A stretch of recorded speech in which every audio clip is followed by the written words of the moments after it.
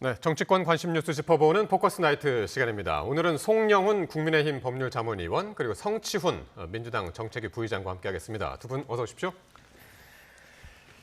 네, 한때 이른바 영인 체제까지 갔던 방통위가 다시 2인 체제가 됐습니다.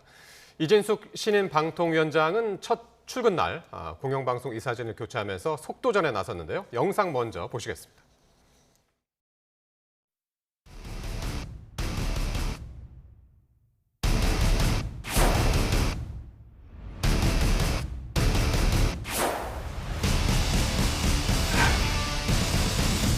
반갑습니다. 수고 많습니다.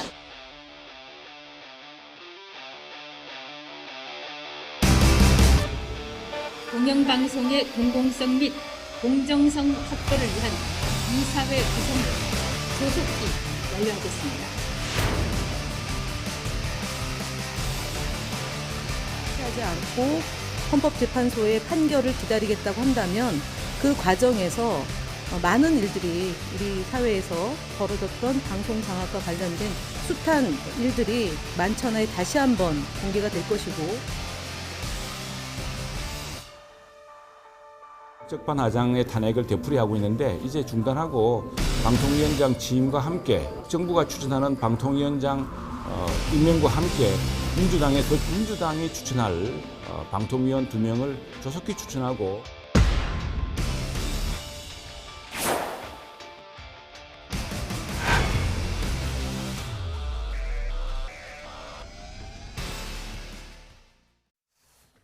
네, 지금 보신 것처럼 방통위원회가 오늘 KBS 이사진 추천과 또 방송문화진흥회 이사진 선임을 의결했습니다.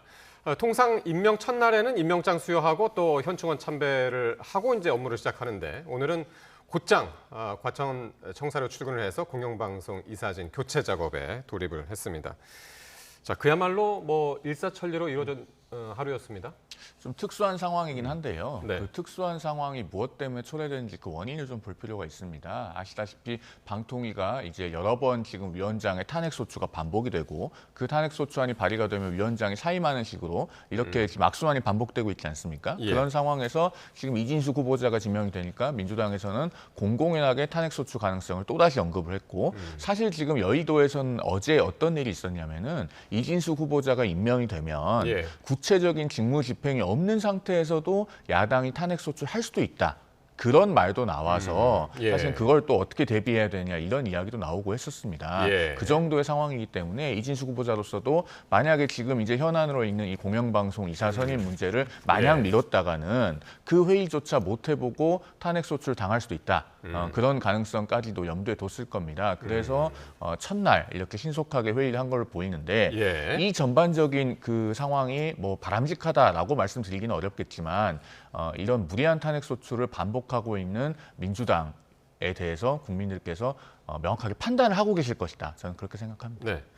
자, 지금 이제 화면에서 보셨다시피 이진숙 방통위원장 그리고 김태규 상임위원이 오늘 임명이 돼서 2인 체제 하에서 오늘 의결이 이루어졌는데 그러면 이제 방문진 이사진, KBS 이사진은 이제 추천을 한 거니까 방문진 이사진은 여권 우위로 바뀌게 되는 건가요, 구성이? 그렇죠. 9명인데요. 네. 전체 9명 중에 여권이 추천할 수 있는 게 6명이기 때문에 지금 야권은 추천을 안 했기 때문에 6명만 임명이 되면 네. 이제 여권 우위로 되는 것이고요. 네. KBS는 기존에 지금 11명 중에 이미 6대 5로 여권 우위이긴 했습니다. 근데 여권 추천목 7명을 또 추천했기 때문에 예. 그 수가 좀 더 벌어지겠죠. 7대 4 정도가 되는 것인데 예. 둘 다 아직 임기는 12일 다음 달 8월 달 12일 종료입니다. 그러니까 그 이후에 이제 여권 우위로 된 이사진이 정상적으로 가동이 되겠죠. 예. 자, 뭐 민주당이 그렇게 막으려 했지만은 뭐 못 막는 결과가 났고 앞서서 잠깐 보셨습니다만은 탄핵을 추진하는 건가요?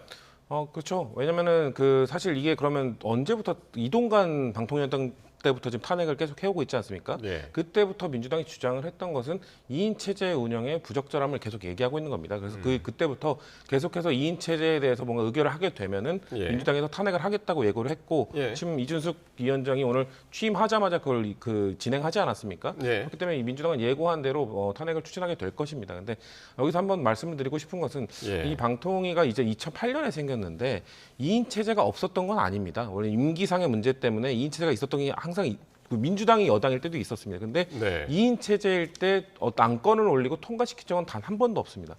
윤석열 정부 들어서 처음 있는 일이고요. 예. 그렇기 때문에 2인 체제에 대해서 뭐 부적절하다, 법적으로 문제가 없다 이런 주장들을 하시는데 법적으로 문제가 없어도 이 수많은 정부 기구 중에 사실상 대통령이 다 임명해서 대통령이 뜻대로 운영하는 기구들이 대부분 아닙니까? 근데 방통위만큼은 합의제 기구로 운영하라. 여권 우위 3대 2로 운영하되 그래도 합의제의 정신을 지키라고 만들어 놓은 예. 것인데 예. 지금까지 뭐 여권이 다수의 힘으로 민주당이 여당일 때도 마찬가지입니다. 그 다수의 힘으로 3대 2로서 통과시키면서 그냥 밀어붙인 적도 많습니다. 하지만 이렇게 2인 체제로 운영하면서 통과시킨 적은 없기 때문에 이 상황이 지금 비정상적이라고 민주당은 계속 주장하고 있는 것입니다. 그러니까 지금 1년 사이에 이동관, 김홍일 전 위원장 이후에 이제 만약에 이제 탄핵을 진행하게 되면 이제 세 번째인데 그 앞선 두 위원장은 뭐 탄핵안 발의하자마자 의결하기 전에 이제 사퇴를 했고 이번에는 사퇴를 하지 않고 좀 기다린다는 그런 이야기들도 있던데요. 그럴 가능성이 있죠. 조금 네. 전에 그 2인 체제가 부적절하다고 성시훈 부의장께서 표현을 해주셨는데 네. 말씀하신 것처럼 부적절하다고 일부에서 주장할 수 있을지는 몰라도 위법하진 않습니다. 5월 달에 그 서울고등법원이 한 결정에 보면은 네. 제적위원이라고 하는 것은 현재의 실제 위원수를 의미하기 때문에 제적위원이 2명밖에 없는 상태에서 2명이 참여해서 의결을 하면은 이건 규정상 의결 정족수를 충족한 것으로 보인다. 이렇게 판시를 했거든요. 예. 그런데 탄핵이라고 하는 것은 우리 헌법에 분명하게 명시되어 있듯이 헌법에 위반되거나 법률에 위반되는 직무 집행이 있어야 됩니다. 그러면 이 2인 체제에서의 의결 자체가 그 적절성 여부를 떠나서 일단 적법하면요. 탄핵 소추는 할 수가 없는 거예요. 그런데 이렇게 반복되는 방통위원장 탄핵 소추하는 것은 결국에는 예. 특정한 공영방송이 정치적으로 일정하게 편향되어 있는 상태를 야당에게 유리하게 유지하고자 하는 것이 아니냐. 예. 그런 의구심이 다분하죠. 참고로 이 방통위원장 탄핵 소추 횟수가 3번이 아니고 정확히는 안건 발의 횟수로는 5번째입니다. 직무대행까지 해서 예, 내일 예. 이진숙 위원장에 대해서 발의가 되면 6번째예요. 예. 우리나라 헌정사상 대통령 탄핵 소추안을 2번 발의했는데 지금 방통위원장 탄핵 소추가 직무대행까지 하면 6번째 발의가 되는 겁니다. 1년 사이에.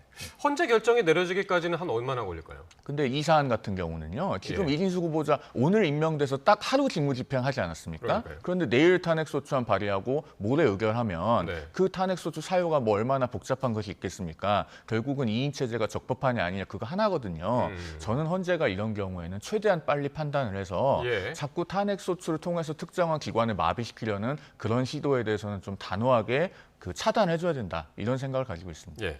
근데 이제 공영방송 이사 임기가 보면 이제 3년이잖아요. 3년이면은 지금 2024년 8월, 2027년 8월까지가 임기인데 만약에 2027년 3월이면 이제 대선이 있고 만약으로 지금 말씀드리는 거지만 이게 만약에 정권이 바뀌면 다시 이 난리가 또 3년 뒤에 또 벌어지는 건가요? 지금의 정치 문화가 그때까지 이어진다면 참 네. 뭐 국민들이 보시기에 끔찍한 일이겠지만 그런 일이 없을 거라고 또 단정적으로 말할 수도 없죠. 지금 사실상 이런 것들이 예의상, 뭐 도의상, 뭐 이런 식으로 그래도 이 남은 임기는 지켜주자 이런 얘기들을 정치권에서 지켜왔던 것인데 네. 그런 것들이 깨지기 시작했지 않았습니까? 지금 뭐 방통위뿐만 아니라 지금 여야가 서로 이제 어느 정도 정치적으로 풀 수 있는 문제들을 정치로 풀지 않고 계속해서 뭔가 사법적으로 푼다든가 정치 사법화라는 얘기가 이제 너무 익숙해질 정도로 정치에서 뭔가 해결되는 게 하나도 없지 않습니까? 그렇게 된다면은 앵커께서 말씀하신 대로 그 대통령 선거 때 만약에 정권이 바뀌었을 때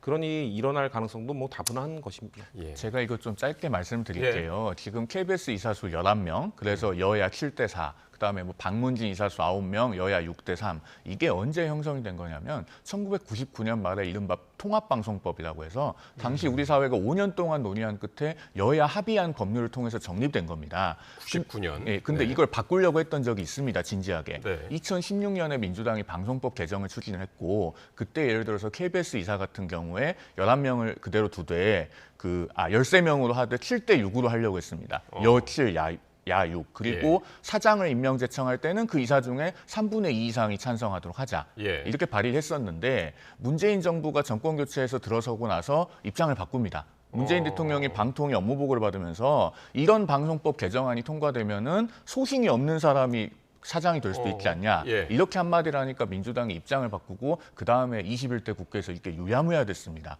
그런 역사가 있기 때문에 이 부분에 대해서는 사실 민주당이 악순환을 말할 자격이 별로 없지 않나 만약에 생각이 이제 있어요. 국민의힘이나 뭐 민주당이나 여야가 진정성이 있다면 이 방통위 구조를 바꾸고 아니면 뭐 이사 선임 각 공영방송의 이사 선임에 대한 구조를 바꾸려면 진짜 이 3년 사이에 중간 지역에서 시간상 그때 한번 큰 논의를 한번 해봤으면 하는 생각도 드네요. 저는 일단 민주당은 사과를 해야 된다고 생각하고요. 네. 말씀하신 대로 문재인 정부 때 안 바꾸지 않았느냐. 문재인 정부 때 분명 바꿀 의지가 그 박근혜 정부 말기에 있었는데 왜 문재인 정부 때 안 바꿨냐는 비판에 자유로울 수 없습니다. 그렇기 때문에 방송사법을 발의하면서도 문재인 정부 때 바꾸지 않았던 거에 대한 사과 이런 것들을 하고 해야 되는 것이고요. 국민의힘 입장에서는 너네들은 정권 잡았을 때 그렇게 그 마음대로 운영을 했으면서 왜 우리가 너네가 야당이 되니까 우리가 네. 여당일 때 못하게 하려고 하느냐. 이것만으로는 설득력이 없습니다. 왜냐하면 방송사법을 개정을 해서 뭔가 좀 중립성을 좀 더 강화할 수 있는 이사진 구성을 하자, 방통위 구성을 하자라는 말을 하는 것이 잘못된 게 아니지 않습니까? 그렇다면은 민주당과 다른 법안을 중재를 내놓는 것을 국민의힘은 보여주면 된다고 말씀드리고 싶습니다. 예. 여기까지 듣고요. 자, 국민의힘으로 가볼 텐데요. 한동훈호의 주요 당직 인선을 둘러싸고 지금 잡음이 상당히 이제 커지고 있는데요. 오늘 서범수 사무총장이 당대표가 임면권을 가진 당직자의 일괄 사퇴를 요구를 했습니다. 발언 직접 듣고 오겠습니다. 새로운 어떤 변화를 위해서 우리 당대표께서 임명권을 가지고 있는 당직자에 대해서는 일괄 사퇴를 해주셨으면 하는 그런 의견을. 안에서 그 내용을 대표하고 논의하시고 지금 말씀하신 건가요? 오늘은 만나신 거는 같습니다. 만나신 것 같아요. 한동훈 대표께서 좀 어떻게 의견을 전달을 해주셨는지. 새로운 출발을 위해서 새롭게 가는 모양새를 갖추는 게 안 맞겠느냐. 인선은 언제쯤? 일괄 사퇴서를 저희들이 받아보고 정리가 돼서 인사를 해야 안 되겠습니다. 여야 원장도 포함인 건가요? 여연 원장도 예를 들면 대표가 임명권을 가지고 있는 당직자죠. 하면 되겠죠. 네. 자, 당대표가 임명권을 가진 당직자 지금 보셨습니다만 여럿 있습니다만 사실상 정점식 정책위장의 자진 사퇴를 압박했다 이렇게 볼 수 있겠죠. 그 압박이라고 표현하게 되는 상황이 참 안타까운데요. 네. 그 우리나라 정당에서 전통과 관리에 따라서 당대표로부터 임명장을 받는 당직자의 일괄 사퇴는 새 당대표가 선출되고 나면은 늘상 있어왔던 일입니다. 그래서 유이동 정책위의장 같은 경우에도 과거에 한동훈 대표가 비대위원장으로 왔을 때 당직자들 일괄 사의를 함께 표명했거든요. 물론 제가 지난주에 우리 코너에서 정점식 정책위의장을 굳이 교체를 해야 되느냐, 임면권이 있는데 그냥 둬도 되지 않느냐 이런 취지로 말씀은 드렸었어요. 근데 그것과는 별개로 일단은 일괄 사표를 내는 것이 관행이니까 그 전통은 존중해야죠. 그러고 나서 당대표가 재신임을 하든 혹은 다른 선택을 하든 그건 이제 당대표의 몫이고요. 그런 차원에서 오늘 지금 그 당직자들의 일괄 사퇴를 요구를 한 것은 그런 전통과 관리에 따른 것이라고 보여집니다. 그래서 지금 그 전략기획부총장, 조직부총장, 홍보본부장, 여의도 연구원장 이런 분들은 오늘 다 사표를 냈다고 합니다. 그러니까 임면권이 있으면 이제 면직을 시킬 수도 있는 건데 면직을 선택을 안 하고 자진 사퇴를 이제 요구를 했단 말이에요. 이런 방식은 어떻게 보십니까? 저는 명예롭게 좀 퇴진할 수 있는 길을 열어준 것이죠. 사실 원래 굳이 자진 사퇴를 이렇게 제안해주기 전에 모든 당직자들이 정무직 당직자들이 그냥 일괄적으로 사퇴하는 것이 저희 당도 그랬습니다.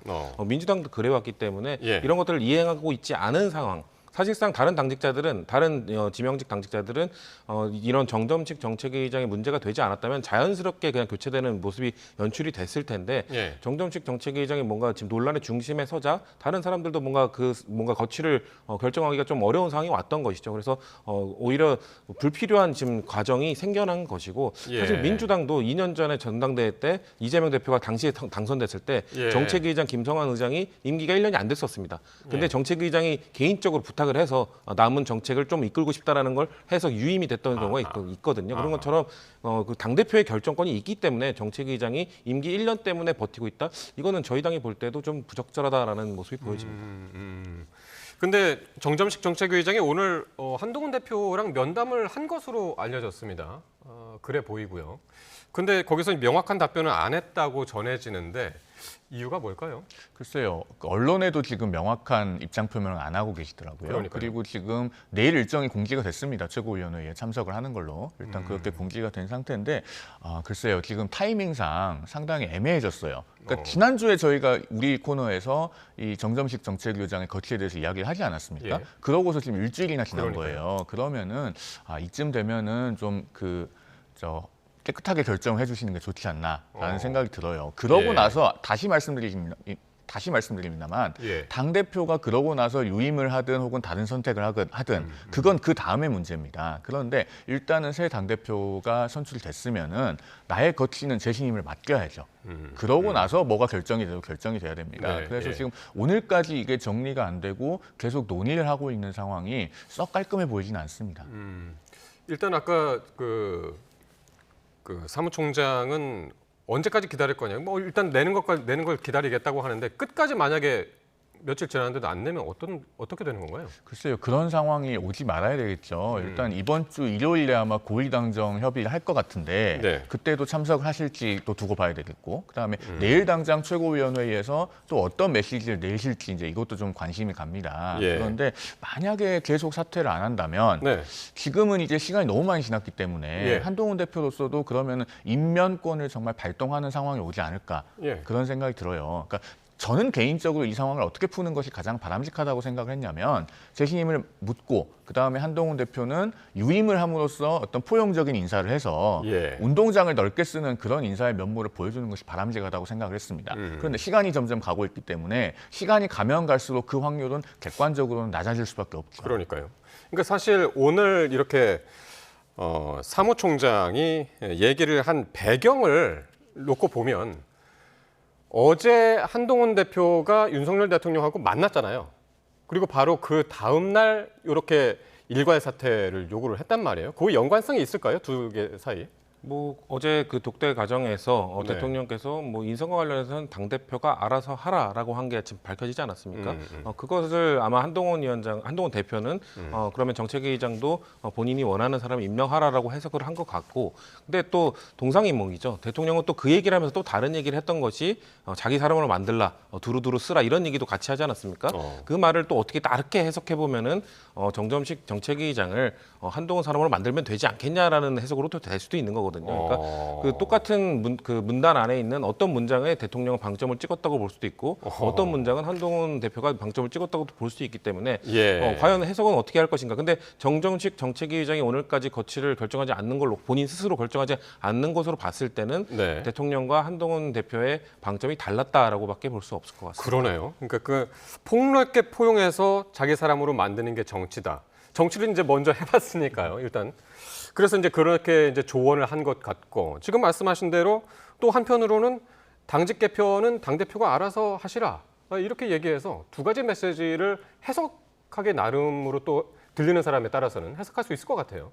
그런데 포용이라고 하는 게요. 네. 자발적 포용이 돼야지 뭔가 인위적 포용이 되거나 그렇게 하지 않을 수밖에 없는 상황에서 포용이 되면은 그것은 포용이라고 부르기도 좀 애매하고 뭔가 가치가 반감됩니다. 그래서 제가 지금 이 자리에서 계속 반복해서 말씀드리는 게 사표는 내고 그다음에 유임을 하든지 말든지 하자라는 네. 겁니다. 그리고 사의 표명이 자발적으로 선행이 된다면은 예. 재신임을 하는 것은 바람직하다라고 말씀을 드리는 거고요. 이것에 예. 관해서 자꾸 구구한 해석이 나오면 나올수록 이번 전당대회에서 당심과 민심이 일치돼서 63%가량이 한동훈 대표를 선택을 하지 않았습니까? 그 선택으로서 집약이 된 어떤 변화의 열망, 그것으로 인한 어떤 변화의 추동력이 자꾸만 빛이 바래게 됩니다. 예, 예. 그런 상황으로 자꾸 가서는 안 되는 것이죠. 시간이 가면 갈수록 이것은 문제가 커집니다.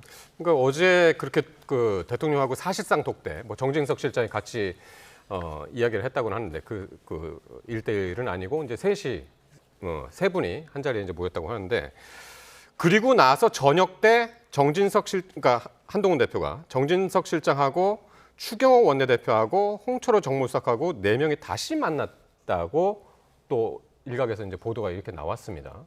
여기에서 또 정무 그 거취 문제가 또 구체적으로 논의됐다, 그렇게 보도가 나왔었는데, 이 정도면은 어떻게 해석을 해야 되나 이런 보도 내용을? 원래 정책위 의장의 인사는 네. 임명하기 전에 이제 원내대표와 협의를 하게 돼 있죠, 당원상으로. 그러면 이제 그런 과정의 일환으로도 볼 수 있고, 네. 그러니까 여러 가지 복합적인 정보값이 담겨 있는 그런 그 회동 소식인 것 같습니다. 네. 그렇게 볼 수 있고, 지금 한동훈 대표의 의중은 글쎄요, 제가 지금 객관적으로 보기에는 네.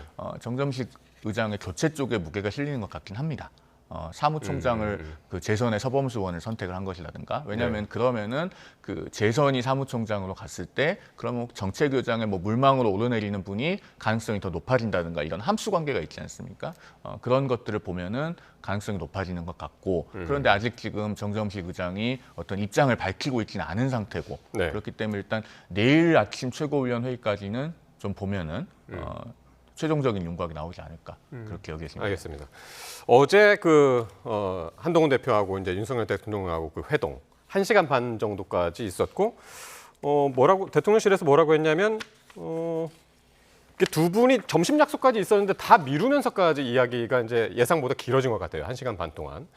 이 회동 자체가 좀 두 사람의 화해 시그널이다 이런 해석도 있는데 그 만남 자체는 어떻게 보십니까? 만남 자체를 뭐 평가절하하고 싶지는 않습니다. 저는 대통령과 여당 대표는 자주 만나는 게 좋다고 생각하고요. 국민들께서도 그런 모습들을 원할 거라고 생각합니다. 근데 사실 어제 그 단독 만났다는 보도가 있은 이후에 예. 국민들이나 뭐 민주당에서 볼 때도 좀 화해 제스처로 가는 것인가, 뭔가 좀 협의가 좀 된 것인가 이런 생각들을 했는데 아까 말씀드린 대로 정정식 정책위 의장이 본인만의 생각으로 지금 자리를 지키고 있는 건 아닐 거라고 보거든요. 그렇기 예. 때문에 친윤계의 지금 모습으로 봤을 때 뭔가 대통령과 한동훈 대표가 뭔가 말끔하게 뭔가 지금 이전에 있었던 갈등들을 다 해결하고 뭔가 합의안을 뭔가 내고 뭐 이런 과정이 있었던 것 같지는 않다. 그냥 표면적으로 그냥 좀 그래도 한번 만나야 되는 상황이 있으니, 왜냐하면 예. 이전 그 전당대회 직후 그 다음 날 바로 저녁 만찬을 했지만 그때도 한동훈 대표를 따로 만나는 게 아니라 너무 뭐 낙선자까지 다 포함해서 만난 것이 뭔가 한동훈 대표에게 힘을 실어주지 않은 것 아니냐는 비판이 있지 않았습니까? 예. 그런 목소리를 그냥 의식해서 좀 한번 만난 것이지 뭔가 지금까지 있었던 갈등이 해결됐다라고 보지는 어렵겠다라는 것이 지금의 오늘에 일어난 일로 봤을 때 대부분의 사람들이 그렇게 해석하는 방향인 것 같습니다. 예. 1시간 반이라는 시간이 이게 결코 짧은 시간이 아니거든요. 그래서 뭐 정책위의장의 거취 문제만 과연 여기서 뭐 거기에 대해서는 대통령실이 그 문제를 이야기하지 않았다고 이제 부인했습니다만은 여러 가지 이야기를 했을 텐데 어떤 이야기들을 했을까요? 지난번에 만찬 때는 이제 2시간 10분 정도 진행이 됐는데 그 참석 인원이 많지 않았습니까? 그러다 보니까 1대1로 뭔가 내밀한 이야기는 많이 못했을 거고 그 대통령과 한동훈 대표 간에 그동안에 전혀 갈등이 없었다고는 할 수 없잖아요. 그러면은 오랜만에 이제 허심탄회한 대화를 할 수 있는 그런 자리였기 때문에 네. 1시간 반이면은 저는 그 대화가 길었던 것이 오히려 좋은 시그널이라고 생각합니다. 그동안에 못한 이야기들 하면서 예. 여러 가지 혹시 또 오해가 있었다면 풀고 뭔가 네. 잠재적인 갈등의 소지가 있는 것들이 있다면은 그런 것도 미연에 방지하는 예. 여러 가지 이야기들이 오가지 않았을까 싶은데 다만 이 정책위 의장 문제가 지금 깔끔하게 정리가 되지 않아서 뭔가 구구한 해석 내지는 심지어 억측까지 나오고 있는 부분이 아쉬운 것이죠. 예. 다음 이슈 넘어가기 전에 지금 한동훈 대표 얘기 나왔으니까 이것만 하나 더 짚고 가죠. 지금 민주당에서요. 이재명 당대표 후보가 한동훈 대표가 제안한 제3자 추천 최상병 특검법 수용을 검토 중이다. 이런 보도가 나왔는데 이재명 전 대표는 이제 부인을 했습니다만은 이게 가능한 시나리오인가요? 어떻게 보십니까? 저는 충분히 가능하다고 생각합니다. 이재명 지금 캠프 측이죠. 이제 전 대표가 됐으니 캠프 측에서는 부인을 했지만 네. 당내에서 분명 첫 번째 발의, 두 번째 발의 때와 비교해서 뭔가 제3자 추천 특검법을 포함해서 어떤 다른 방법도 고민을 해야 된다라는 의견이 점점 많아지는 것도 사실이거든요. 그렇기 때문에 뭐 이재명 대표가 이번 전당대회에서 만약에 당선된 이후에 네. 당대표로서 추진을 할지 아니면 좀 더 다른 의견들을 좀 들어보겠다고 해서 그런 의견을 통해서 아니면 다른 정당들도 있지 않습니까? 뭐 예. 지금 천하람 개혁신당 의원도 다른 안을 지금 내놓고 있기 때문에 네. 그런 방법을 통해서 할지는 모르겠으나 민주당의 그 뭔가 이전 첫 번째, 두 번째 물론 그 재의결이 부결된 직후에는 예. 더 센 뭐 다른 안을 갖고 오겠다고 말은 했지만 예. 현실적으로 생각했을 때 더 센 안을 갖고 왔을 때 또다시 8명의 이타표를 이끌어낼 수 없다면 예. 이것이 무한 도돌이표가 되는 것이기 때문에 뭔가 좀 더 다른 중재안도 받아들이고 아니면 예. 고민을 해야 된다는 목소리가 점점 커지고 있는 건 사실입니다. 예. 그러니까 이게 지금 일단 민주당이 이게 괜히 나온 보도는 아닐 테고 전략적으로 이런 것도 이제 검토하고 있다라고 할 텐데 만약에 그 전략이라고 한다면은 지금 국민의힘에서도 이게 한동훈 대표는 제3자 추천안을 뭐 지금 아직 뭐 입장이 변한 거 없다라고는 하지만은 이것 때문에 또 친윤과 친한 요 의원들 사이에서 요 분위기에서 그거를 좀 노리는 게 아닌가, 분열을 노리는 게 아닌가 그런 해석도 가능할 것 같습니다. 뭐 여론을 떠보는 차원일 수도 있고요. 네. 그런데 이재명 전 대표가 그동안에 해온 행동과 말을 보면은 저는 제3자 추천 특검으로 선회할 가능성이 거의 없다고 봅니다. 왜 그러냐면 이 해병대원 특검법안은 민주당에서 사실 3번을 발의했습니다. 21대 국회에서 작년 9월 7일에 한번 발의를 하고 사실은 3월에 그 이종섭 호주대사 출국 문제가 있었을 때 특검법이 한 번 더 발의됩니다. 네. 그리고서 22대에 와서 민주당 의원 전원이 발의해서 결국엔 예. 총 3번이 발의된 건데 예. 첫 번째 특검법안을 발의할 때는 24명이 발의됐거든요. 그중에 이재명 대표 본인이 있어요. 발의한 의원 명단에. 그리고 그때 그 특검법안이 민주당이 특검 후보 2명을 고르도록 돼 있습니다. 그러니까 처음부터 그렇게 출발했고 예. 계속 지금 야당 추천 특검을 포기를 하지 않았고 예. 게다가 이번 달 19일에 뭐라고 얘기했습니까? 본인은 제3자 추천 특검 동의하지 않는다. 네, 야당 방송 추천안으로 그대로 네. 가야 된다라는 얘기를 그 경선 토론회 과정에서 공개적으로 또 했어요. 예. 그렇게 해왔는데 갑자기 말을 바꾼다면은 이제 본인의 말은 전혀 정보값이 없는 그리고 네. 신뢰할 수 없는 것이 되겠죠. 그러니까 네. 그대로 갈 건데 다만 이렇게 지금 여론을 떠보는 그 내용들이 나오고 있기 때문에 네. 국민의힘으로서도 제3자 추천 특검안은 거둬들이면 안 되고 그것이 문제 해결을 위해서도 그렇지만은 전략적인 차원에서도 바로 거둬들여서는 안 된다고 알겠습니다. 생각합니다. 자, 반론을 짧게만 드렸는데 예, 짧게요. 그 예. 의견을 바꾸는 것이 정보값의 의미가 없어진다는 거는 너무 또 지나친 해석이라고 생각하고요. 정치라는 것은 자신의 의견을 굽힐 줄도 알아야 되는 겁니다. 그리고 네네. 한동훈 대표의 당선 자체가 예. 제3자 특검법 같은 중재를 내놓은 것들도 전 영향을 미쳤다고 보기 때문에 그런 거에 의해서 의견이 바뀔 수 있다는 점을 좀 말씀드리고 싶습니다. 예, 알겠습니다. 자, 오늘 국회 법사위에서 검사 탄핵안을 두고 여야가 또 충돌을 했습니다. 야당은 다음 달 14일에 검사 탄핵 관련 청문회 개최를 단독으로 의결을 했는데 여당의 반발이 거셉니다. 직접 듣고 오겠습니다. 검사 김영철 탄핵 소추안 사건 조사 계획서를 이와 같이 채택하고자 하는데 이의 있으십니까? 이의 있습니까? 이의 있습니까? 다시 묻겠습니다. 국민의힘 의원님들은 위원장석에서 이석해 주시기 바랍니다. 퇴거 명령합니다. 퇴거 명령합니다. 퇴거 명령합니다. 퇴거 명령합니다. 퇴거 명령합니다.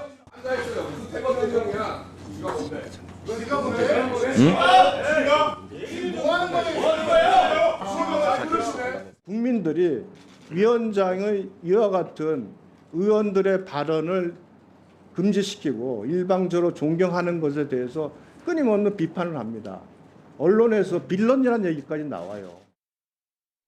예, 법사위, 그다음 과방위, 다시 법사위, 또 막말과 나여선 발언들로 얼룩이 졌습니다. 매번 회의장에서 연출되는 장면이 또 발생을 했습니다. 오늘 또.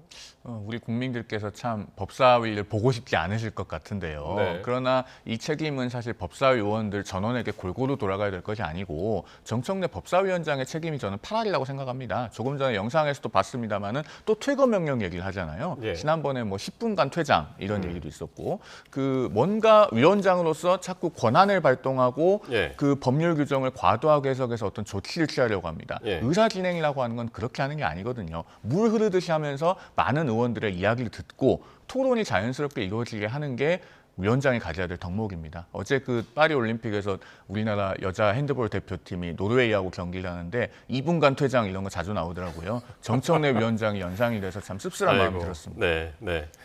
자, 이거 이달 초에 사실 민주당이 검사 4인에 대해서 탄핵안을 발의를 했고 그게 본회의장에 갔다가 다시 이제 법사위로 간 상황이잖아요. 그 중에서 4명 중에 1명이 이제 김영철 검사인데 오늘 그 김영철 검사를 탄핵한다는 사유가 뭐였습니까? 결국 그 4명의 그 검사 탄핵 사유가 거의 일치하는 것이 바로 정치적 중립 의무를 위반했다는 건데요. 네. 김영철 검사에 대해서는 김건희 여사와 관련된 수사를 사실상 봐주기 수사를 했다라는 지적을 하고 있는 겁니다. 네. 그렇기 때문에 그런 뭐 김영철 검사를 제일 먼저 선택한 이유는 저도 확실하게는 알 수는 없는데 좀 우려스러운 거는 저 개인적으로 저희 당에서 제출한 그 탄핵 아니지만 탄핵 소추 아니지만 탄핵 소추 내용 자체가 좀 더 좀 내실을 다졌어야 되는 건 아닌가. 않을까라는 좀 우려가 있습니다. 왜냐하면 4명의 검사 탄핵안 하나하나에 대해서 지금 뭐 국민의힘이나 다양하게 비판의 목소리가 좀 나오고 있는데 검사에 대한 뭐 좀 검찰에 대한 개혁 이런 것들에 대한 국민적 목소리는 점점 높아지고 있는 상황이거든요.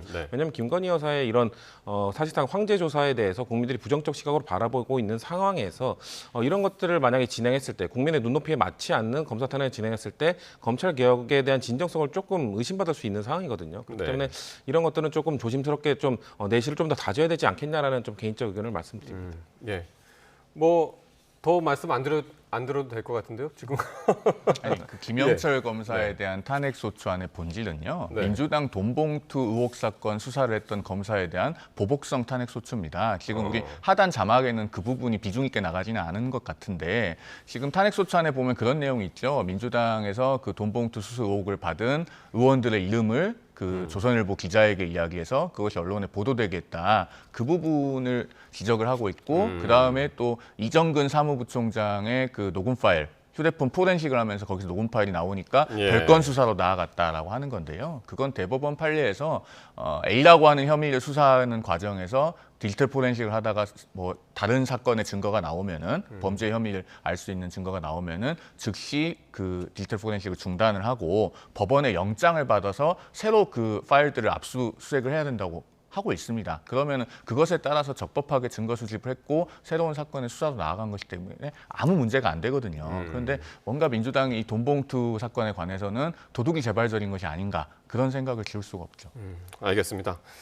자, 그리고 뭐 내일 노란봉투법 그리고 전국민 25만 원 지원법 이것도 이제 상정이 돼서 올라갔는데 이것과 관련해서도 지금 필리버스터를 한다는 거잖아요. 국민의힘에서는. 네, 할 가능성이 있어 보입니다. 그리고 무한 반복이네요, 계속. 그렇죠. 이 무한 루프를 어딘가에서는 끊어줘야 되는데 저는 민주당의 입장을 바꿀 것으로는 별로 기대하지 않고 그래도 우원식 국회의장이 입법부의 수장이라면 이쯤에서는 한 번쯤 국회의장다운 존재감을 좀 보여야 되는 것이 아닌가 그 정도로만 짧게 말씀드리겠습니다. 네, 알겠습니다. 오늘 두 분 말씀 여기까지 듣죠. 송영훈 국민의힘 법률자문위원 그리고 성치훈 민주당 정책위 부의장과 말씀 나눴습니다. 두 분 고맙습니다.